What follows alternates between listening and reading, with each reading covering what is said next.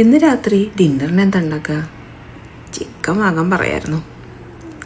നാളെ രാവിലെ പുട്ടും കടല ഉണ്ടാക്കിയാലോ? സെറ്റ്. കടല മറക്കാണ്ട് വെള്ളത്തിലിടണം. വാഷിംഗ് മെഷീനിൽ തുണിയിട്ടിട്ട് വന്നെങ്കിൽ ചെല്ലുമ്പോഴേക്കും അത് അലക്കി കഴിഞ്ഞിട്ടുണ്ടായേനെ. ഓൺലൈനിൽ ഓർഡർ ചെയ്തത് ഇതുവരെ ഡെലിവറി ആയില്ലല്ലോ.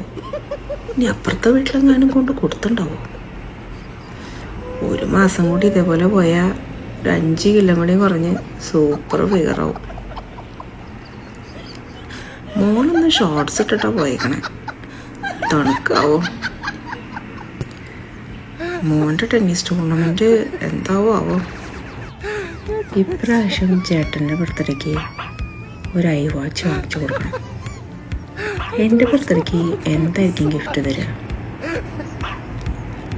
അഞ്ജലിയുടെ മുഖത്ത് പഴയ പോലെ സന്തോഷമൊന്നുമില്ല.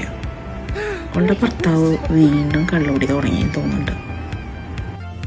ഇതൊന്ന് തീർന്നിട്ടാണ് ബാക്കിയുള്ള പണികളൊക്കെ ഒന്ന് ചെയ്ത് തീർക്കാനായിട്ട്.